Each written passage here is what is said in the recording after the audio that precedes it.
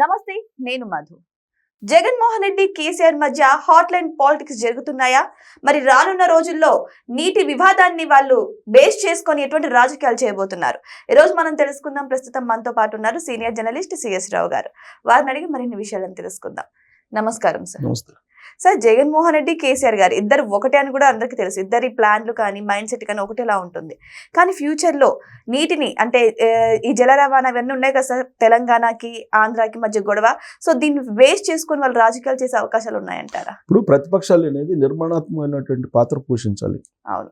రాష్ట్ర అభివృద్ధిని కాంక్షించే వాళ్ళు అయితే ఎవరైనా ఏ పార్టీ అయినా అధికారంలో ఉన్నటువంటి పార్టీని ఇబ్బంది పెట్టాలి లేదా రాజకీయంగా కార్నర్ చేయాలి అనేటువంటి ఉద్దేశంతో చేసేటువంటి రాజకీయాలు సమాజానికి కానీ రాష్ట్రానికి కానీ ఉపయోగపడవు, ఏ రాష్ట్రానికి ఉపయోగపడవు. కానీ కేసీఆర్ గారు జగన్మోహన్ రెడ్డి గారు చేసేటువంటి రాజకీయాలు మనం అబ్జర్వ్ చేస్తే కనుక గత దశాబ్ద కాలంగా వీళ్ళిద్దరు కలిసే చేస్తున్నారు. అన్ని ఏ ఇష్యూ తీసుకున్నా కానీ కలిసే చేస్తున్నారు.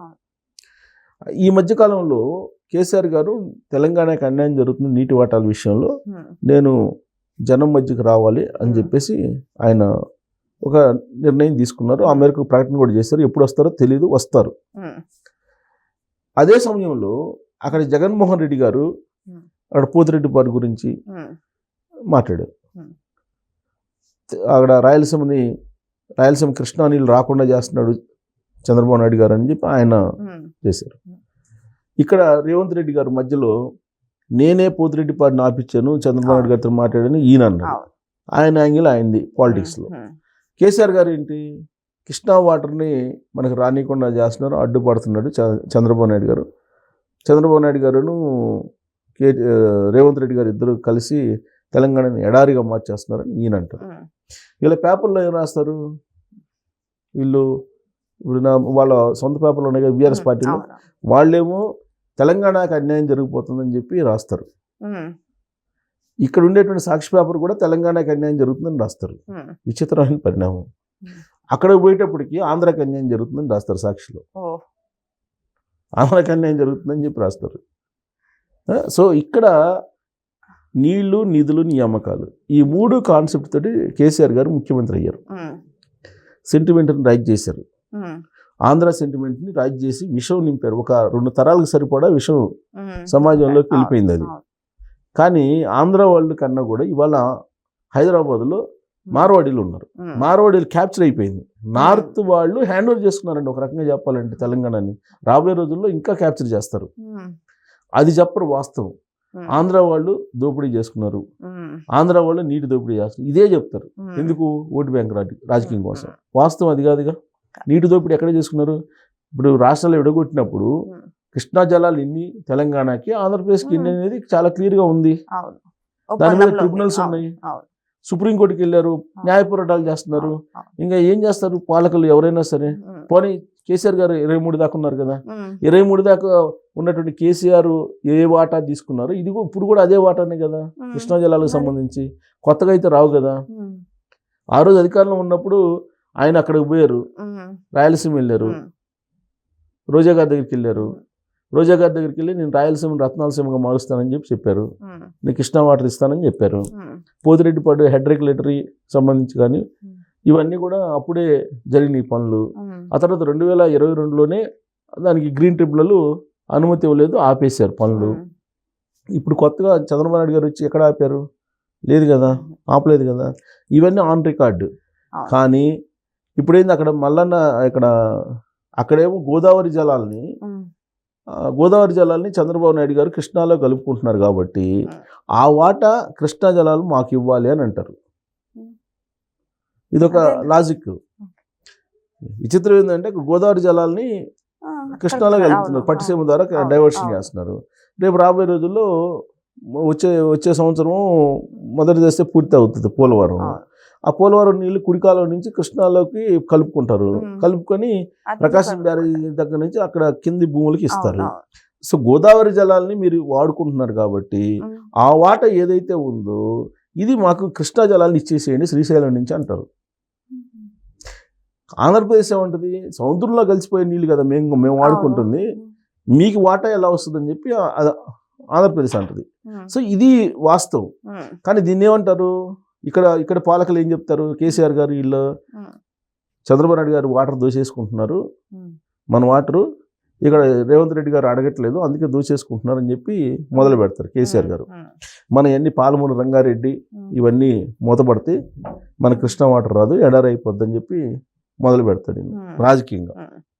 అక్కడేమో జగన్మోహన్ రెడ్డి గారు ఏమంటారు, పోతిరెడ్డిపాటిని ఆపేశాడు చంద్రబాబు నాయుడు గారు అక్కడ రేవంత్ రెడ్డితో మాట్లాడుకొని, కాబట్టి చంద్రబాబు నాయుడు గారు ఆంధ్ర మన రాయలసీమ ద్రోహి అని చెప్పి అక్కడ మొదలు పెడతారు. అంటే వీళ్ళిద్దరూ రాబోయే రోజుల్లో ఏ విధంగా ఈ నీటి పంపకాలు అనేటువంటి అంశాన్ని బేస్ చేసుకొని రాబోయే రోజుల్లో ఎలా రాజకీయాన్ని రక్తి కట్టించాలి, రెండు రాష్ట్రాల్లో ఏ విధంగా భావోద్వేగాలను రెచ్చగొట్టాలి ఈ సెంటిమెంట్ని ఉపయోగించి అనే దాని మీద వ్యూహాలు రచిస్తున్నారు ఫామ్ హౌస్లో అటేమో బెంగళూరులో అనేది వినిపిస్తుంది రాజకీయాల్లో. ఈ వార్తల విషయం పక్కన పెట్టండి సార్, నిజంగా చెప్పండి, తెలంగాణకి నష్టం జరుగుతుందా, ఆంధ్రాకి నష్టం జరుగుతుందా ఈ వాటర్ వల్ల? ఎవరికి నష్టం జరుగుతుంది, ఎవరికి లాభం జరుగుతుంది కాదు, ఎవరికి వాళ్ళే మాకు ఎక్కువ కావాలని కోరుకుంటారు. కానీ నేను కోరుకున్నంత మాత్రం నాకు రావు కదా, అక్కడ చట్టం ఉంటుంది, అటు ట్రిబ్యునల్స్ ఉంటాయి, ఆ ట్రిబ్యునల్స్ ఏదైతే నిర్ణయిస్తాయో ఆ ట్రిబ్యునల్స్ ప్రకారం చట్టం ప్రకారం ఆ ట్రిబ్యునల్ నడుచుకుంటుంది. బోర్డులు ఉన్నాయి, కృష్ణా బోర్డు ఉంది, గోదావరి బోర్డు ఉంది, వాళ్ళ అధికారులు నిర్ణయిస్తారు దానికి సంబంధించి ఎవరెవరు ఎంత వాటర్ వాడుకోవాలనేది. ట్రిబ్యునల్స్ ఉన్నాయి కదా, ఇప్పుడు కొత్తగా కాదు కదా, ఇప్పుడు రాష్ట్రం విడిపోయినప్పుడు మీరు ఆస్తులు పంచుకున్నారు కదా, ఎలా పంచుకున్నారు, జనాభా నిష్పత్తినే పంచుకున్నారు కదా, అలానే నీటి వాటాలు కూడా పంచుకున్నారు కదా. మళ్ళీ ఇప్పుడు కొత్తగా మీకు ఎక్స్ట్రా ఎలా వస్తాయి, ఒక అన్నదమ్ములు విడిపోతారు, విడిపోయిన తర్వాత ఒక 10 సంవత్సరాల తర్వాత నాకు ఎక్కువ కావాలి వాటాలు అని చెప్పేసి పోయి అడిగితే ఇస్తారా? ఇవ్వరు కదా. ఆల్రెడీ అయిపోయింది కదా, పంపకాలు అయిపోయినాయి, పంపకాలు అయిపోయినప్పుడు ఎట్టిస్తారు? ఆల్రెడీ పంపకాలు అయిపోయినాయి, బైఫర్కేషన్ చట్టంలో ఉంది, ఆ చట్టంలో ఏదైతే ఉందో అదే ఉంటుంది, కొత్తగా ఏం రాదు కదా.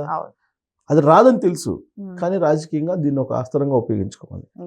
అటు జగన్మోహన్ రెడ్డి గారు, ఇటు కేసీఆర్ గారు ఇద్దరు ఉపయోగించుకోవాలి. ఎలా ఉపయోగించుకోవాలి, ఇప్పుడున్నటువంటి ప్రభుత్వాన్ని ఎలా బదనాం చేయాలి, రాబోయే ఎలక్షన్లో ఏ విధంగా పబ్లిక్లో భావోద్వేగాలు రెచ్చగొట్టి ఓట్లు రాబట్టుకోవాలి. ఇది హాట్ లైన్లో పాలిటిక్స్ నడుస్తున్నాయి. రాబోయే రోజుల్లో ఇదే పెద్ద రాజకీయపరమైన చర్చ కాబోతుంది అనేది రాజకీయ వర్గాల్లో బాగా సునిశ్చితంగా పరిశీలించేటువంటి వాళ్ళు అభిప్రాయపడుతున్నారు.